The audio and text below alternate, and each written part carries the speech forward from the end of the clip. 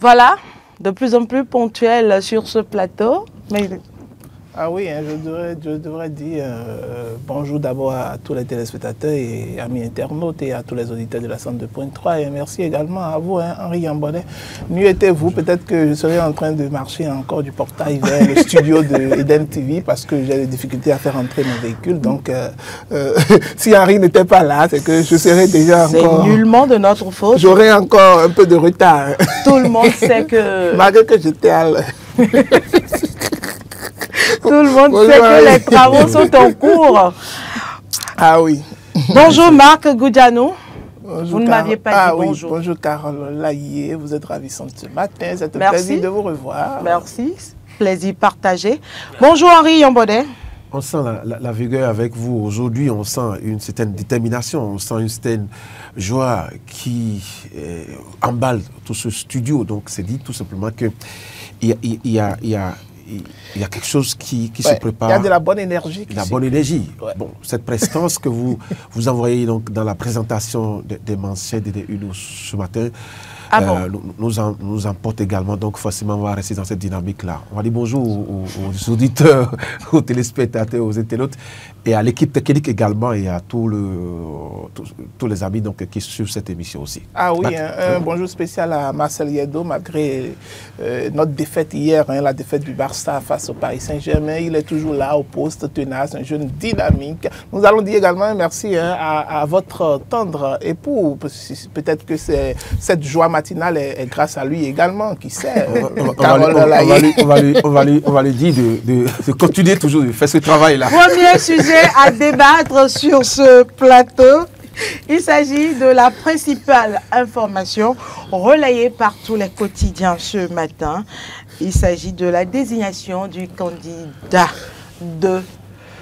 du parti de l'opposition, en tout cas qui se réclame toujours de l'opposition FCBE. Alors, Marc Goudjanou, quelle est votre lecture de cette désignation? Ah oui, félicitations à Paul Rompé et à tout le bureau du parti, la FCBE, et également à tous les militants. Sûrement qu'il nous dira que ce sont les militants qui ont voulu, ce sont les grands leaders du parti qui ont voulu qu'il soit le candidat du parti. On l'annonçait déjà tantôt lors de nos différentes sorties ici que c'était très probable que la FCBE propose un duo de candidature pour les élections parce qu'en amont, on a constaté que la FCBE était en train de vouloir avoir les parrainages au niveau des partis de la mouvance présidentielle. Également, c'est ce qui dénote de cet accord qu'il y a eu entre ces partis de la mouvance présidentielle avec la FCBE. Et donc, lorsque vous analysez la scène politique, lorsque vous prenez un peu de recul vis-à-vis de l'actualité politique, vous devez déjà anticiper sur le fait que la FCBE allait sortir son candidat. Peut-être qu'on n'avait pas toujours imaginé, peut-être que c'est Paul Rompé qui va toujours porter l'étendard, comme on l'a vu au présidentiel passé, où il était le candidat avec plus de 200 000 voix au présidentiel. Et donc, on va assister encore à un nouveau Paul Rompé qui va porter l'étendard du parti, FCBE. Et aujourd'hui, cela dénote en réalité de la confiance, de la confiance que non seulement le bureau, les militants, mais également les partis de la mouvance qui lui font confiance en lui accordant, ou bien en lui accordant, je dirais, peut-être dans les jours à venir, leur parrainage. Parce que sans ce parrainage, il ne pourra pas, il pourra pas.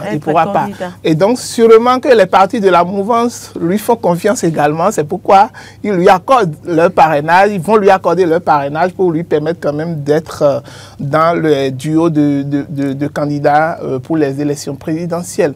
Mais dans ce cas de figure, moi, je me dis, si éventuellement vous arrivez à faire un accord avec les partis de la mouvance présidentielle qui aspirent également à prendre à rester dans la continuité, à prendre le pouvoir également, et que vous-même, vous devenez candidat aux élections à l'élection présidentielle, ça pose un problème chez moi. Parce que si, je donne juste un avant, si nous sommes, par exemple, tous les deux candidats à une élection, et que vous n'avez pas le parrainage nécessaire, et que moi je suis candidat, et que je vous accorde une partie de mon électorat ou bien de mon parrainage à vous, par exemple, pour que vous soyez candidat, on dirait que c'est plutôt un match amical, ou même peut-être un match de gala. Ça ne sera pas une élection vue de façon vraiment très démocratique, où on assistera vraiment à deux camps véritablement opposés, comme on a les partis de la mouvance présidentielle et les partis de l'opposition. C'est pourquoi, dans un recul, on s'est toujours dit que la FCBE n'a jamais été réellement un parti de l'opposition. Parce que lorsqu'on doit citer les partis de l'opposition, on peut citer plusieurs critères qui doivent déterminer, qui doivent caractériser un tel parti de l'opposition. Mais lorsqu'on les voit avec un jeu, avec la mouvance présidentielle, et ce n'est pas une première, nous en avons vu par le passé, et ce n'est qu'une continuité, ça ne nous dérange pas. Si les acteurs qui sont au sein de ce parti se sentent fiers du rôle qu'ils jouent dans la démocratie béninoise, cela les engage, hein. Une chose est sûre, on aura compris, et nous, de notre lecture en tant qu'analyste, c'est qu'on verra également que c'est les intérêts qui guident les hommes politiques, et c'est par ces intérêts aujourd'hui qu'on voit voir un Paul Hunkpeh jouer un match de gala ou un match amical avec les partis, avec le duo de candidature du parti de la mouvance présidentielle. En tant qu'analyste politique, quelles sont les stratégies de campagne qui se dessinent? Non, les stratégies de campagne, d'abord, est-ce qu'il y aura une stratégie de campagne véritablement? Parce que lorsque vous voyez que c'est un match de gala, ça veut dire que vous n'avez pas forcément un défi. Vous n'avez pas forcément un défi. Parce que lorsque c'est un match de gala, un match amical, c'est le fair play qui prévaut. Et le fair play voudra même que lorsque votre adversaire vous tacle, et que vous vous taisez, et que vous vous saluez, et que vous vous relevez gentiment. Et donc, c'est à ce scénario qu'on va assister. Moi, j'aurais même aimé aujourd'hui que le week-end qui va venir, c'est-à-dire le samedi prochain, pourquoi ne pas voir également Paul Hunkpeh à Parakou pour pouvoir accompagner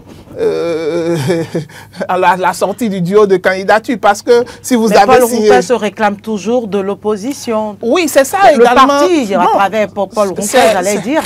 Le parti FCBE. C'est ce qui dérange parfois. Parce que lorsque vous voyez, par exemple, lorsqu'on va vouloir faire la cérémonie de Parakou, d'accord, pour présenter, pour installer le duo de candidature, il y a des partis qui ont également noué des alliances avec les partis de la mouvance présidentielle, en l'occurrence l'UP, le Renouveau et le Bloc républicain. Je veux parler de RN, par exemple, je veux parler de Boel Bénin, qui sont en accord et qui doivent être normalement à la fête.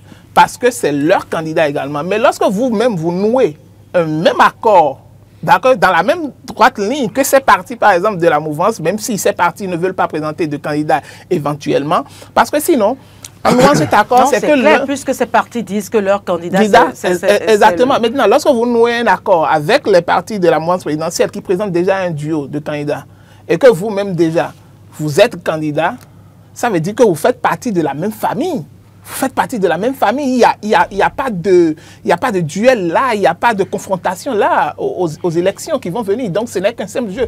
Et là où le piège guette surtout, et qu'il faut revenir dessus, et que moi je voudrais quand même m'appesantir là-dessus, c'est qu'il se peut, d'accord, que les partis de l'opposition, je ne veux pas, puisqu'il y a d'autres partis de l'opposition, les démocrates, il y a NFM qui est là, et puis MPL également. MPL. Et donc, si éventuellement ces partis présentaient par exemple un duo de candidature et que finalement on a 3 duos de candidature, le duo de candidature des démocrates avec ses alliés par exemple, le duo de candidature de Paul Hunkpeh et le duo de candidature de la mouvance présidentielle, vous comprenez déjà là que finalement c'est qu'on a 4 duos de candidature contre 2 duos de candidature, puisque déjà les 2 autres duos de candidature se sont déjà fait allégeance par rapport à un accord de départ. Et même le parrainage qui a permis à l'un de ces duos, c'est-à-dire en l'occurrence la FCBE, de pouvoir aller à ces élections, ça lui a été donné par les partis qui soutiennent l'une des candidatures. Et donc du coup, malheureusement, la politique au Bénin se résume à ça. Et donc que chacun prenne son destin en main, si tel ou Paul Hunkpeh, tel qu'il est candidat, si ça le réjouit, s'il arrive à obtenir également les 200 000 voix, ou même moins que ça, ou bien les 100 000 voix à l'élection présidentielle, il aura été au moins encore une deuxième fois candidat au présidentiel. Henri Yambodé, votre lecture de cette désignation? Mais non, écoutez, il faut... Moi, je veux d'abord qu'on fasse l'état des lieux d'abord, quelques préalables avant d'aller donc, au niveau donc, de la désignation elle-même. D'abord, je ne me retrouve pas quand nos confrères, nos collègues disent que FCBE est toujours parti de l'opposition. Mais ce n'est pas vos collègues qui le disent. Je préfère c'est les membres du parti qui le disent. Je pense que l'honnêteté intellectuelle et politique devrait donc les conduire à dire la FCBE est un parti allié de la mouvance. Depuis que vous avez signé donc un accord de gouvernance, un accord politique avec messieurs les partis de la mouvance, vous devez normalement en temps normal, bien sûr, estimer que vous n'êtes plus donc de l'opposition, je dirais pas opposition radicale, opposition en termes de gauche ou bien de droite, mais plutôt un parti donc allié de la mouvance présidentielle. Et parce que vous avez donc su des choix stratégiques, avec des intérêts stratégiques, donc vous avez fait des accords. Ceci étant dit, moi, je n'ai pas été surpris par cette désignation de candidature. Je n'ai pas été surpris parce que je m'attendais bien sûr à ce que, officiellement, que Paul Okpei annonce sa candidature. Ça n'a pas raté, bien sûr. Mais ce que ça projette comme image, chez moi, c'est que c'est l'image d'un opposant, d'un ancien opposant qui s'est rallié donc à la mouvance. Et donc, c'est une candidature tolérée par les partis de l'opposition. Parce que pour faire cas donc des parrainages aujourd'hui, les parrainages, il faut en disposer. Et bien évidemment, avec bien sûr ce qui se passe là, Paul Okpei n'en avait pas. Et donc, en se ralliant au parti de l'opposition, Paul Okpei arrive bien sûr à avoir ces parrainages-là, d'élus et de députés, d'élus, maires et députés. Donc, c'est un candidat toléré par la mouvance présidentielle. Maintenant, ce que ça projette, est-ce que c'est une candidature sérieuse? Quelles sont les forces et faiblesses donc, de Paul Okpei dans ce débat? Donc, on va essayer donc, de le voir en termes de force, en termes de faiblesse, ce que Paul Okpei présente. Parce qu'en réalité... Justement, j'allais en venir. Oui. Mais dites-nous, répondez à la question, quelles sont les stratégies de campagne qui semblent aujourd'hui être dessinées? Si vous voulez, quels sont les impacts de cette coalition sur le vote? Non, écoutez d'abord, premier impact qu'on peut avoir, c'est que la crédibilité donc, de Paul Okpei est mise à rude épreuve. Sa crédibilité. Parce que les électeurs qui ont toujours cru que Paul Okpei était dans l'opposition, parce que estimant qu'il est dans l'opposition, eh bien, qui a su que Paul Okpei, donc, il y a cela 2-3 semaines, a signé donc, comment on dit, des accords de gouvernance et de coalition avec les partis de la mouvance, eh bien, vont considérer Paul Okpei aujourd'hui comme un prolongement donc, de la famille présidentielle. Et donc, c'est le premier impact. Le deuxième impact pour moi, bien sûr, parce que je constate là, que le deuxième impact, c'est que Paul Okpei ne sera pas considéré comme un candidat venant, un candidat donc, qui répond aux critères donc, de l'opposition. Aujourd'hui, que bien évidemment, l'opposition est en train de chercher, donc, le parti, donc les démocrates, est en train de chercher, bien évidemment, un candidat. Paul Okpei ne sera pas considéré comme, comme un candidat de l'opposition. Voilà. Hein? Un candidat de l'opposition. Et pour moi, je pense que c'est le premier impact. La seconde difficulté de Paul, c'est qu'il va rester, il n'aura pas un langage à laisser lors de la campagne, parce que est-ce qu'il va critiquer le gouvernement en place? Il ne peut pas le faire parce qu'à un moment donné, il a été coopté par les partis de la mouvance. Et donc, s'il a été coopté par les partis de la mouvance, quel langage, qu'est-ce qu'il va critiquer? Parce que si vous vous mettez donc en opposition au gouvernement, au parti de l'opposition, donc vous devez avoir des insuffisances à relever. Mais est-ce que Paul Okpei donc aura le langage, la langue facile pour critiquer le gouvernement en place? Non, pas du tout. Parce que les partis de la mouvance lui ont apporté du souffle, lui ont permis donc d'avoir le parrainage nécessaire pour être candidat. Donc, il va rester dans un couloir qui sera décidé par les autres forces politiques de la mouvance. Voilà quelques impacts que moi je trouve. Donc, sur le vote, Paul Okpei n'aura pas grand-chose. Alors, dites, bon, je reste avec vous, hein, Henri Nyambodé. Vous étiez en train d'en parler. Qu'est-ce qu'aujourd'hui Paul Rompé a comme atout face au candidat de la mouvance présidentielle? Stratégiquement, Paul Rompé n'a pas grand-chose comme atout. D'accord?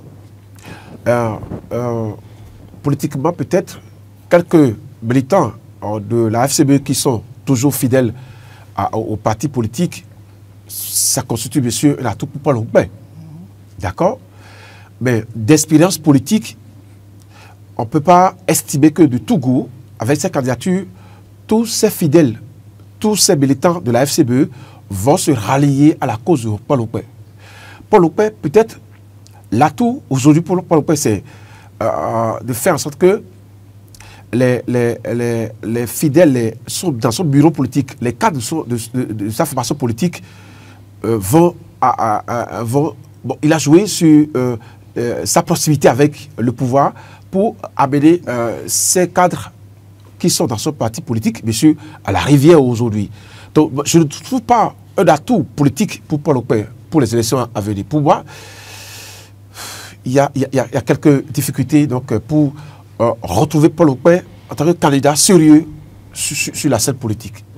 Alors, la même question pour vous, Marc Goudjanou. Quels sont les atouts comparatifs de Paul Rompé au candidat de la mouvance présidentielle?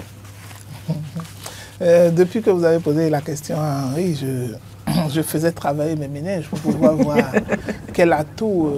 vous pourriez lui trouver. Je pourrais lui trouver. Mais bon, il faut reconnaître à Paul Rompé qu'il est... enfin, en tout cas, il est l'incarnation ou l'image même de l'homme politique typique béninois. L'homme typique béninois où moi je les traite souvent des hommes politiques qui volent au gré de leurs intérêts. Et donc, ça fera peut-être l'un de ces atouts, hein, l'un de ces atouts où parfois même après les présidentielles, vous le verrez peut-être dans le gouvernement qui va venir, ou bien que ce soit si c'est au niveau de la mouvance présidentielle, mais si c'est aux côtés de l'opposition, ce n'est pas évident que vous le voyez. Aujourd'hui, Paul Rompé a en réalité des tentacules au niveau de certaines circonscriptions électorales, par exemple au niveau de certaines mairies que détiennent également toujours la FCBE. Mais à ce niveau, on a vu des défections de part et d'autre. Et en ce qui concerne les autres mairies, au niveau des autres conseillers communaux, on ne sait pas s'ils sont toujours d'accord dans la symbiose avec les idées de Paul Rompé aujourd'hui. Et donc, à l'approche des élections, on va encore observer pour voir si combien de ces leaders qui existent au sein du parti, qui sont ces conseillers-là, qui sont au niveau de ces maires-là, qui vont rester toujours aux côtés de Paul Rompé. Parce que n'oubliez pas, hein, autant les partis de la mouvance présidentielle ont autant de députés, autant de maires également, et d'autres leaders politiques sur la scène nationale qui ne sont pas à des postes de responsabilité, bien vrai, mais qui impactent beaucoup les partis.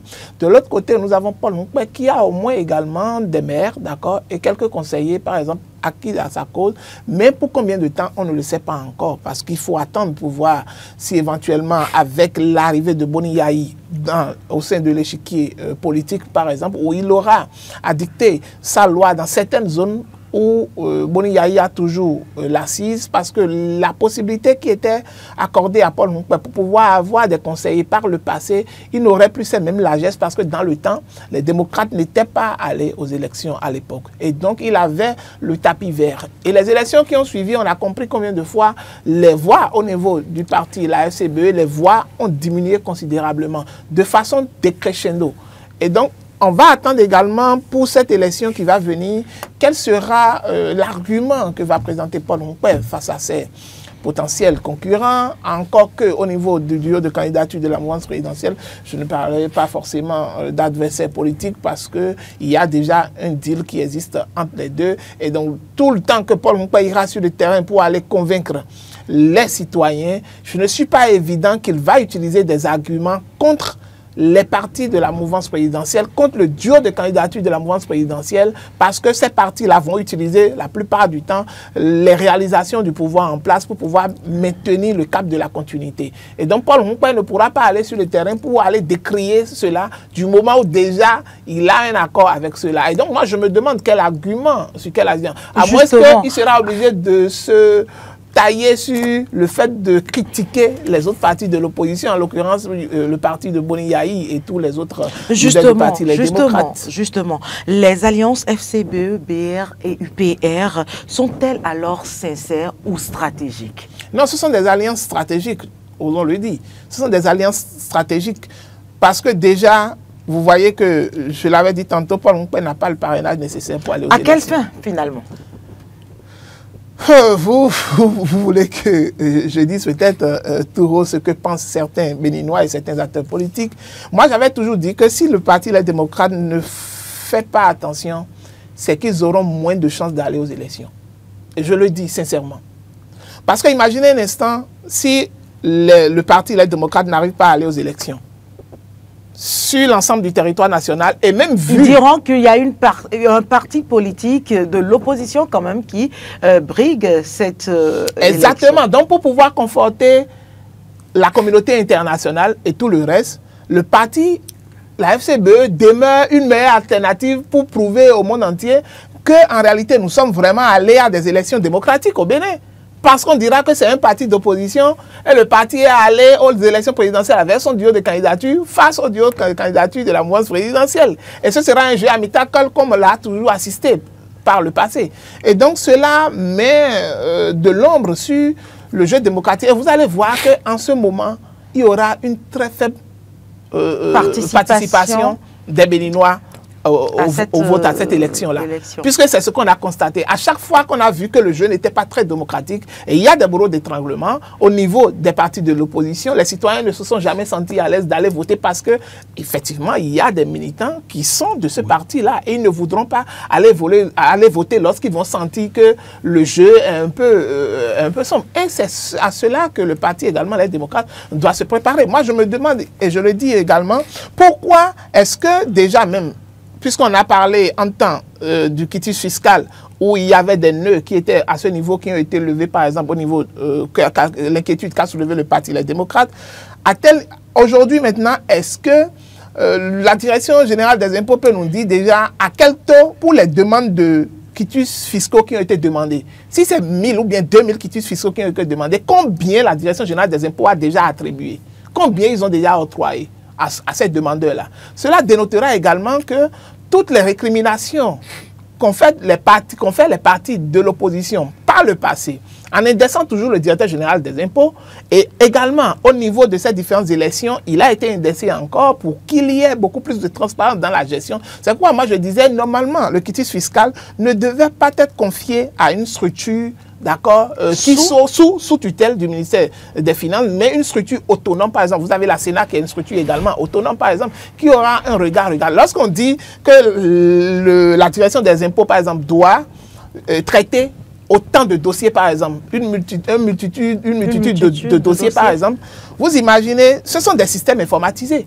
Vous allez à la direction des impôts, par exemple, les avis d'imposition qu'on vous sort, ce sont des avis d'imposition qui existent déjà dans la base de données. Ce sont des bases de données qui sont au niveau des centres des impôts et qui sont au niveau de la Direction Générale des Impôts. Ça veut dire que ce sont des documents qui sont informatisés déjà. Ça veut dire que quelqu'un qui n'est pas à jour, de façon automatique, on peut déjà savoir lorsqu'il demande le quitus fiscal, de savoir de façon informatisée qu'il n'est pas à jour et de ne pas lui délivrer son quitus fiscal. Donc ce n'est pas le moment de commencer par faire le recensement, d'accord, des biens d'un candidat pour pouvoir détenir le quitus fiscal. Et donc du coup, il ne devait même pas avoir de lenteur là, puisque c'est un système automatisé. Et donc, on devait pouvoir aller beaucoup plus vite, puisque déjà, on constate qu'il y a certains leaders, par exemple, des partis de l'opposition, qui sont déjà en train de fustiger le fait qu'il y a lenteur dans la délivrance des quitus fiscaux. Et maintenant, c'est pour à quelle fin on est en train de faire tout ceci, alors que nous voulons quand même qu'il y ait une fête électorale, pour que tout le monde participe, pour qu'on puisse voir réellement ce que veut la population béninoise, ce que veulent les Béninois. Henri Yamodé, ça va mieux? Oui, ça va mieux. Ça va mieux. Nous pouvons poursuivre. Alors, je poserai la même question pour avoir votre avis sur ce pan de l'analyse. Les alliances FCBE, BR et UPR sont-elles stratégiques ou sincères? Pour Marc Goudianou, elles sont stratégiques. Oui, je rejoins donc Marc parce que ces alliances se sont appuyées donc, sur les intérêts stratégiques. Vous vous rappelez, en 2016, quand Patrice Talon devait venir au pouvoir, il y a donc cette alliance-là qui a conduit donc à la rupture, qui lui a permis, bien évidemment, de se retrouver donc à la tête du Bénin. Donc, les alliances, d'abord, au sein des formations politiques, pour les alliances, ça conduit à des choix stratégiques.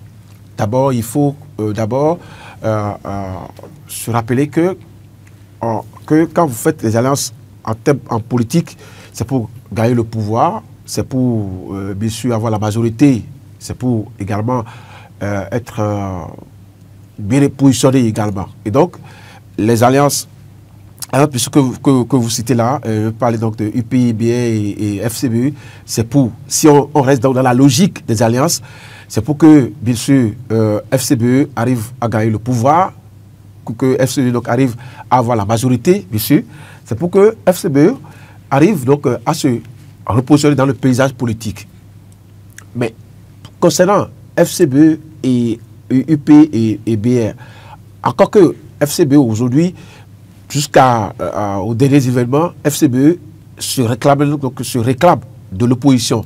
Et donc, est-ce que les résultats, quand on fait une alliance, est-ce que les résultats qu'on attend là, est-ce que FCBE donc, peut avoir ces résultats-là? C'est qu'arriver à gagner le pouvoir.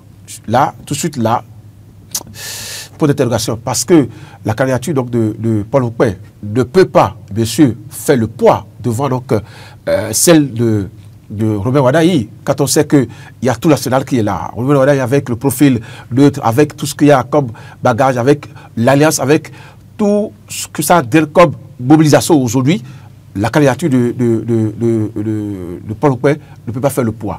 Est-ce que Paul Houpen veut se repositionner? Oui, je suis d'accord. Il veut se repositionner parce que déjà, il avait annoncé qu'ils ont trop fait l'opposition, donc ils vont se retrouver en 2026 dans la mouvance. Et là, Paul Houpen est en train de travailler déjà depuis pour se repositionner comme partie de la mouvance. Et donc, dès qu'il y aura un candidat, oui, dès que peut-être Robert Wadaï va prendre le pouvoir, Paul Houpen va se déclarer partie de la mouvance. Donc déjà, cette alliance qui est louée au départ donc, va lui permettre bien sûr de se positionner, de se repositionner. Donc le repositionnement, je suis d'accord par rapport donc, à l'alliance. Maintenant, gagner la majorité, là, ce sera difficile également parce qu'il faut d'abord voir au niveau de l'UP, voir donc au niveau de RN, voir au niveau de Mouel Bénin, voir au niveau de BR, qu'est-ce qui est partagé et le reste, bien sûr, on va penser à la FCBE. Parce que depuis des années, FCBE joue stratégiquement un rôle qui est défini comme un rôle, Marc l'a dit, d'opposant modéré, d'opposant qui arrive à juste voir les choses autrement. Et à ce titre-là, il doit être considéré comme quelqu'un qui est de la 25e heure, qui vient, bien sûr, jouer le rôle qui est le sien.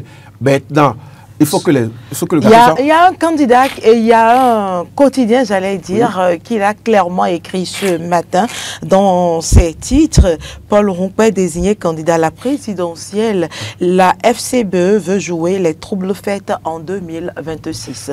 Paul Houpen l'a joué lors des élections présidentielles passées avec, bien sûr, c'était Iridé Agossa qui avait aussi un duo avec Roté Koroué et Paul Houpen et son colistier.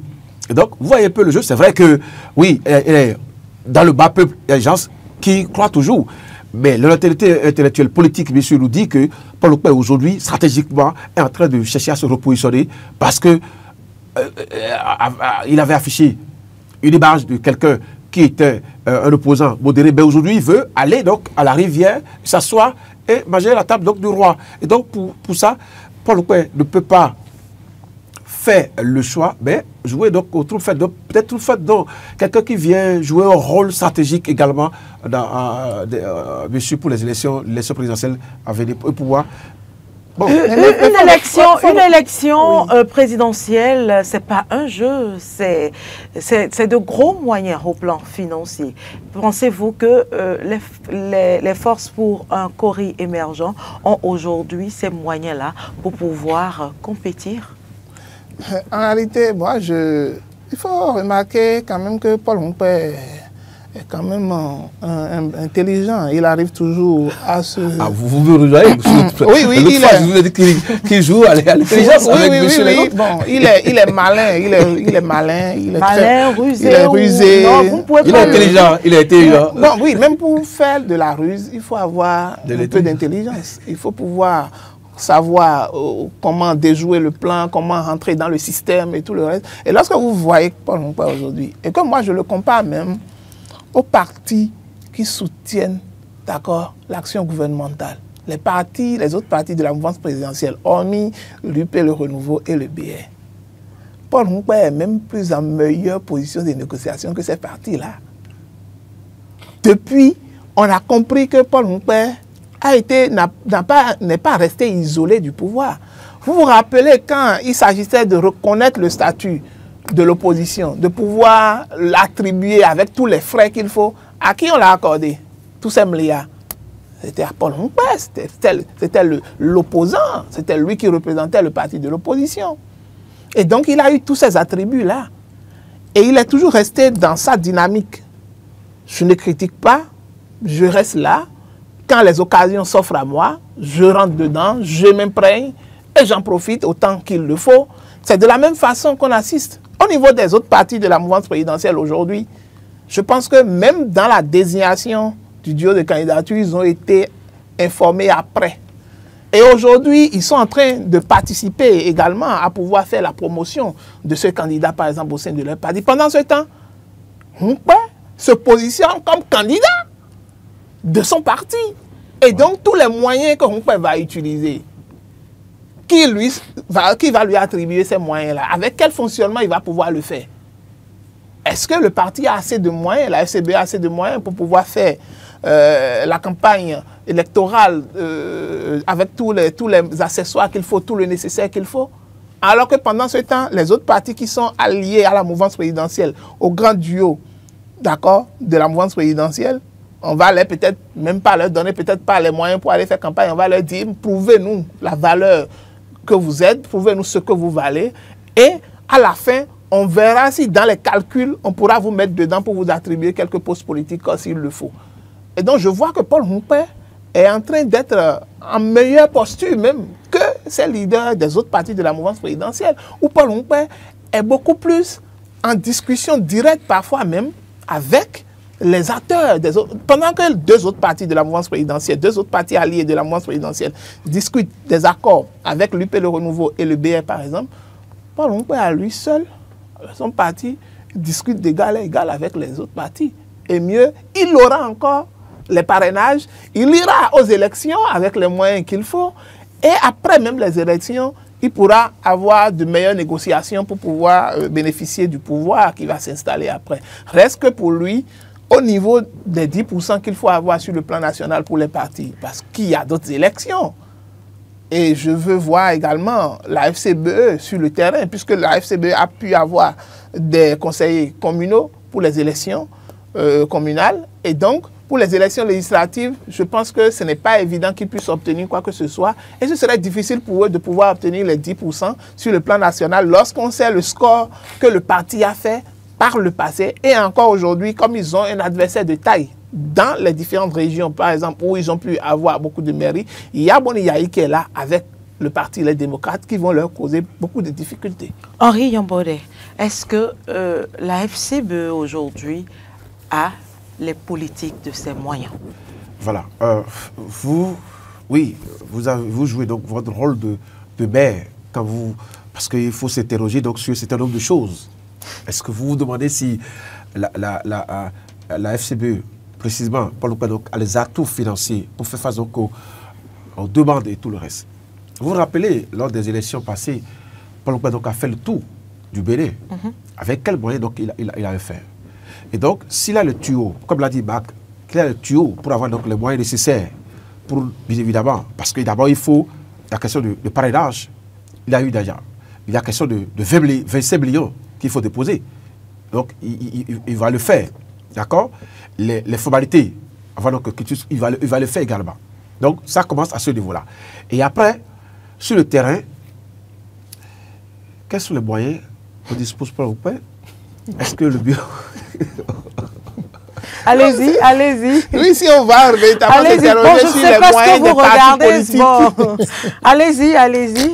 Oui, bon, Paul Oupé va s'appuyer donc sur ses partenaires originaux. Lesquels?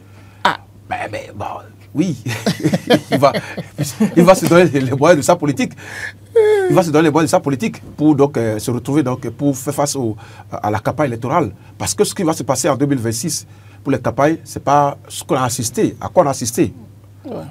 Parce que ce sera une véritable bataille sur le terrain. Lesquels partenaires pour finir, une dernière fois?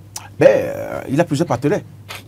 Bon, mis à part même les partenaires, quand il était chef de file de l'opposition, il a bénéficié du budget.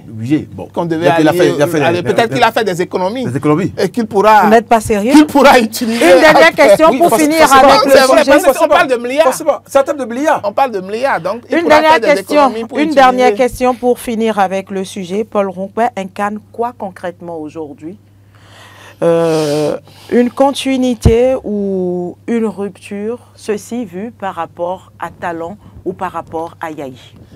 Paul Rompouet incarne une continuité par rapport à Patrice Talon, puisqu'on a compris que Paul Rompouet est toujours resté dans la dynamique du pouvoir. Il est resté toujours dans cette même continuité que le chef de l'État. On ne l'a jamais vu en tant qu'opposant, même s'il se réclame de l'opposition. En rupture avec l'opposition, c'est vrai, parce qu'on n'a jamais vu Paul Rompouet en symbiose avec les partis de l'opposition. Même le cadre de concertation de l'opposition qui a été formé pour défendre une noble cause, qu'a reconnu même le chef de l'État, d'accord? En ce qui concerne l'audit du fichier électoral, Paul Rompouet ne faisait même pas partie de ça. Et donc, il est en rupture avec l'opposition. Et je pense même que pour les élections, Paul Rompouet, son rôle principal, mis à part le fait de pouvoir, si éventuellement on arrive à bloquer les démocrates à ne pas aller aux élections, si Paul Rompouet ne reste pas dans ce rôle d'être le candidat de l'opposition. Lorsque les démocrates n'arriveront peut-être pas à aller aux élections, lorsque les démocrates n'iront pas peut-être aux élections, Paul Rompouet sera alors l'alternative nécessaire pour pouvoir jouer le jeu démocratique. Et mieux encore, même s'ils allaient aux élections, Paul Rompouet sera leur talon d'Achille parce qu'il va leur créer beaucoup de problèmes dans les zones où Yahi Boni avait déjà des assises. Et Paul Rompouet va aller battre campagne dans ces zones-là pour émietter les voix du parti, les démocrates. Ça, c'est une réalité. Et les démocrates doivent déjà se préparer à ça. Henri, la même question pour vous? En face donc, de parti Talon, Paul Rompouet donc, est vu comme un opposant modéré. Un opposant modéré qui ne critique pas, donc, qui observe et qui donc, fait des propositions. Si vous vous rappelez, donc, pour le code électoral, où les autres critiquaient les 20%, question de feu de dépouillement et tout le reste, oui. Paul Rompouet a peut-être fait des propositions. Donc, elle est vue comme un opposant modéré en face donc, de Patrice Talon. Maintenant, en face de Boni Yahi, puisque votre question avait deux points, en face de Boni Yahi, non, il est vu comme quelqu'un qui a trahi donc Boni Yahi. D'accord?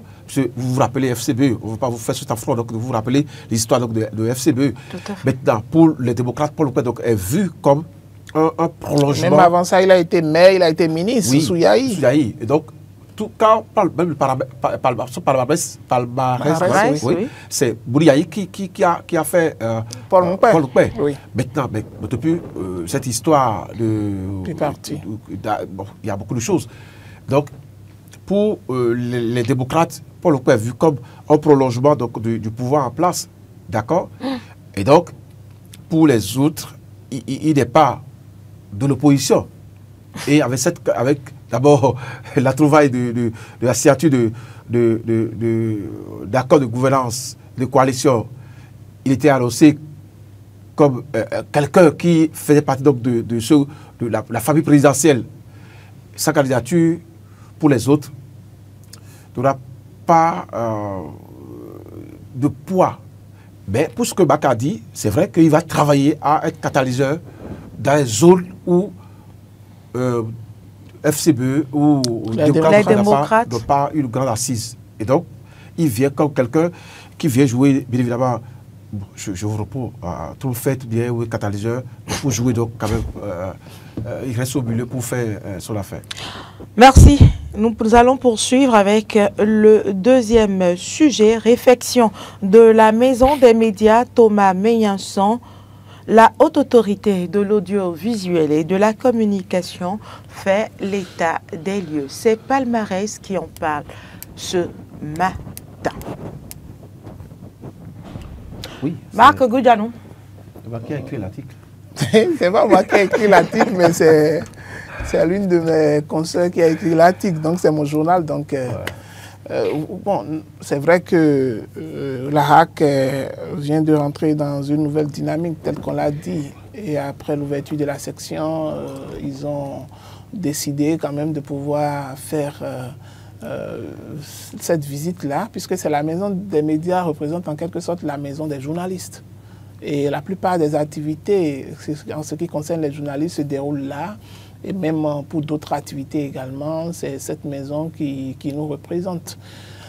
Aujourd'hui, on a constaté que cette maison est totalement délabrée, les carreaux cassés, les tuyauteries qui ne marchent plus, les fenêtres cassées, toutes les salles, des ordinateurs qui ne marchent plus, le matériel qui est très souffrant. Donc la maison des médias est vraiment en état de dégradation avancée et qu'il faille quand même réaménager les choses, faire encore je dirais une réflexion de cette maison des médias pour le bien-être des journalistes béninois, hein, puisque on n'ira pas là-bas pour se sentir vraiment très mal à l'aise, pour ne pas rester dans le confort qu'il faut pour pouvoir faire les activités qui nous amènent là-bas, en ce qui concerne par exemple les formations, les ateliers par exemple, et tout ce qui va rentrer dans le cadre du perfectionnement des activités des journalistes.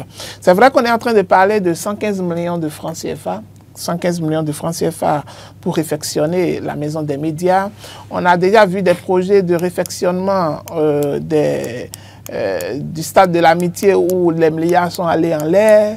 On espère également qu'avec cette réflexion, que les sous qui seront mis à disposition vont être bien utilisés et on assistera à une gestion beaucoup plus transparente lorsqu'on a fustigé tout ce qui, ou bien la majeure partie des choses qui ont été faites par la mandature passée. J'espère que cette mandature va pouvoir jouer son rôle convenablement. Mais lorsqu'on parle de 115 millions pour pouvoir réfectionner, moi je me dis, mais quand même, pour réfectionner une maison des médias qu'on avait achetée, puisqu'on a acheté cette maison des médias, qu'on a utilisée pendant des années, et on doit réfectionner cela à coût de 115 millions. Est-ce que ça ne pose pas véritablement un problème? Est-ce qu'il ne faut pas réfectionner cette maison et en construire une autre également ailleurs, là où il y aura encore un peu plus d'espace pour pouvoir mieux installer? Pourquoi? À Calavi, il y a beaucoup de terres, hein? Henri ne me dira pas le contraire. Il y a encore des héritiers qui ont encore des terres qui sont là, qui sont à vendre au niveau de Calavi. On n'a pas tout livré. On pourrait encore acheter des terres à Calavi, par exemple, installer une maison de presse, une maison des médias également, de façon décentralisée dans cette zone-là. Ça serait très bien. Aujourd'hui, investir 115 millions dans une réflexion pour une profession qui est en train de souffrir énormément. Aujourd'hui, l'aide de l'État à la presse qui est réorientée et qui ne sera pas seulement au niveau de la réflexion, mais au niveau de la formation également des journalistes, ce qui est louable.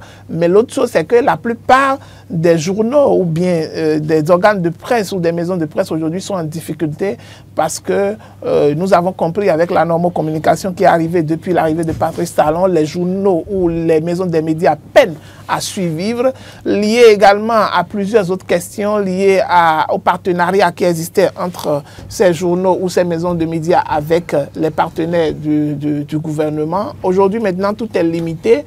On connaît ceux qui ont des contrats aujourd'hui avec la présidence. Ils sont très, très limités par rapport au nombre pléthorique de maisons de médias qui existent. Alors, il faudrait également penser à régler ce problème parce que si les journalistes ne sont pas assez autonomes pour faire le travail qu'ils doivent faire, ça pose un véritable problème de démocratie. Ce qui amène De liberté, vous voulez dire? Oui, oui, de liberté également, de liberté, de démocratie de façon générale. Parce que la liberté également rentre dans l'évaluation de la démocratie dans un État. Et donc, je voudrais dire qu'il faut que les gouvernants et que la RAC qui est à ce niveau pense également à améliorer la condition de ces maisons de médias pour pouvoir créer un certain nombre de choses. Lorsqu'on envoie 115 millions juste pour un réfectionnement, alors qu'on aurait pu construire une nouvelle... Attendez. On peut construire une nouvelle maison des médias avec 115 millions. On peut construire une nouvelle maison des médias. Pourquoi un réfectionnement à ce coût-là? Pour moi, c'est très élevé pour réfectionner. Lorsque je connais bien la maison des médias. Vous connaissez l'histoire de la maison des médias? Bien sûr. N'est-ce pas une raison valable pour pouvoir rester là et pouvoir... Oui, on peut rester là. Je dis forcément qu'il faut réfectionner, il faut réparer un certain nombre de choses qui ne vont plus dans la maison, mais mettre 115 millions pour faire un réfectionnement, je pense que c'est excessif.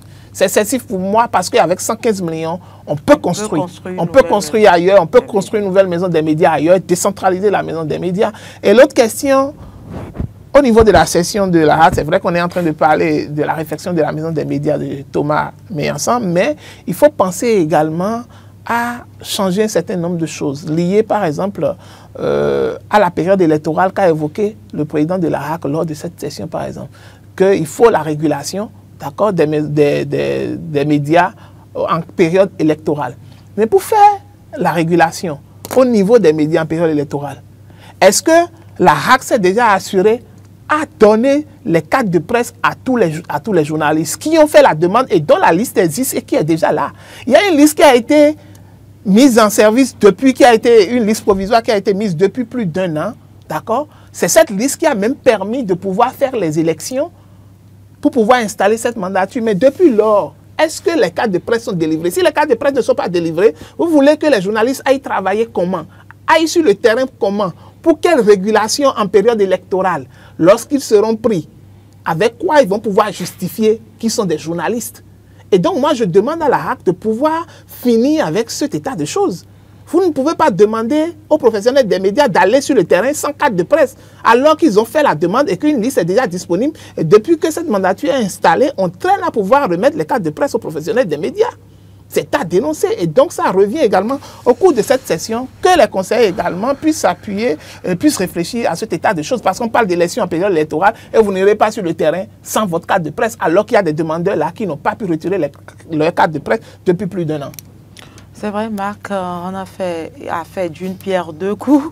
Henri? Oui, sur ce coup-là, je pense que Marc a vu juste. Donc, il faut que le service carte de presse dirigé par... Je ne vous donne pas la parole pour opiner sur...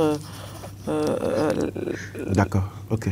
La délivrance ou pas de la carte de presse. Le sujet, c'est d'abord la réflexion de la maison des médias. Thomas Meillanson. Bon, mais c'est un effort. C'est un effort. Non, je vais en venir, il n'y a pas de souci. Mais c'est un effort louable qu'il faut saluer également donc, de la part de la RAC qui a voulu sauver les meubles. Oui, c'est un lieu symbolique, vous l'avez demandé, vous avez demandé donc l'histoire de cette maison. C'est un lieu symbolique pour les professionnels des médias, que ce soit du BD ou ailleurs, qui viennent donc se prêter ailleurs. Les gens bénéficient de ces sous-là, de ces fonds-là, plus que ça. Ailleurs, on parle en termes de milliards. C'est le gars à côté, on parle de milliards. Mais il n'y a que cet investissement donc, suscite beaucoup d'interrogations. C'est 15 millions pour réfectionner, pour rénover un immeuble. Mais est-ce qu'il ne faut pas penser à autre chose? Est-ce qu'il ne faut pas penser à construire autre lieu qui répondent aux normes et puis aux besoins? Aux normes et aux besoins. Parce qu'aujourd'hui, la maison, Thomas Meillanson, oui, c'est vrai, c'est historique, c'est symbolique. C'est symbolique. Mais on a vu des lieux qu'on a rasés, on a rasé donc des lieux dans ce pays. Donc avec ça, 15 millions... C'est même plus symbolique que la maison des médias. Oui, voilà. Oui, non, c'est ça. Oui, je ne demande pas d'exemple sur ce plateau. Non, on fait une étude comparative. Non. Poursuivez. Pourquoi opter pour cette réflexion alors qu'on peut, avec ça, 15 millions, construire une autre maison? Je pense que, honnêtement, le président dans la commission a été mal conseillé sur ce coup-là. Une belle maison, on n'a pas besoin d'immeubles, mais on peut construire donc une belle maison. Avec ça, 15 millions, on peut construire. Oui, et je me demande pourquoi d'abord annoncer le coût avant d'aller faire l'état des lieux. Pourquoi annoncer le coût avant d'aller faire l'état des lieux? Il y a dans la démarche, c'est quelque chose qui... Je n'ai pas compris. Parce qu'il faut d'abord faire l'état des lieux, estimer donc, bien évidemment, la réflexion du budget et tout le reste, demander aux techniciens, aux techniques, de voir dans quelle mesure, comment on peut réfléchir sur cette maison-là. D'accord? Et voir le coût. Mais vous avez dégagé un fonds pour ça, et après, donc, vous êtes allé faire l'état des lieux. Peut-être qu'ils ont envoyé les techniciens faire l'état des lieux, et le président de la HAC et les conseillers n'ont pas eu le temps. C'est maintenant, ils ont eu le temps maintenant d'aller constater de mais non, ils doivent... ce qui a été... faite. Cette inspection devrait être faite avant, bien sûr, d'annoncer le coût. Parce qu'il peut y avoir des réajustements. Oui, on est sous la rupture et quand on sait que Patrice Talon a fait des choses plus que ça, où des maisons ont été, ça ne répond pas aux normes, on peut le faire. Et donc pour moi, il faut peut-être chercher à faire une autre maison qui répond, ça peut garder même le nom, il n'y a pas de souci, mais qui répond aux normes, qui répond aux besoins. Maintenant, oui, puisqu'on parle de la HAC a fait cet effort-là. Il faut le saluer, il faut saluer cet effort-là. Mais également, il y a un effort à faire également au niveau de la qualité du travail qui est fourni, au niveau de la professionnalisation du métier. Et ça passe également par la délivrance des cadres de presse qui sont restés donc jusque-là sans traitement. Et donc, pour les élections à venir, il faut que la HAC, que le service cadre de presse fasse tout possible pour que les demandes qui sont en instance, que ces demandes-là soient, qu'on réponde à ces demandes-là, pour que les gens aient le cadre de presse. Oui, réflexion de la maison de Thomas Benhassan, la maison des médias, c'est une chose, mais également il y a des impératifs auxquels il faut répondre. Et pour moi, la HAC doit accélérer donc, ce processus. Moi, je voulais même rappeler, lorsqu'on parle par exemple de la maison des médias, en réalité, les journalistes, nous regroupons souvent en masse, d'accord? Et donc, on n'a pas besoin d'autant de bureaux, d'accord, pour pouvoir construire la maison. C'est vrai, il y aura un staff, il y aura des bureaux qui seront construits, mais on aura beaucoup plus besoin de salles de conférence, de rôles, beaucoup plus. Donc, pour ça, je pense qu'avec 115 millions, on peut mieux construire ailleurs. On peut même réserver une partie pour réfectionner quand même la maison des médias, mettre la peinture, réparation des carreaux dans certaines salles peut-être. Et maintenant, on peut prendre l'autre partie pour aller construire vous savez, carrément une autre maison des médias. Les travaux consultatifs prennent beaucoup d'investissements que même... une nouvelle construction. Oui. Et donc, je ne vois pas comment les 115 millions sont investis. Moi, je me dis, c'est l'histoire. C'est l'histoire. Vous connaissez Pelé Baléjo?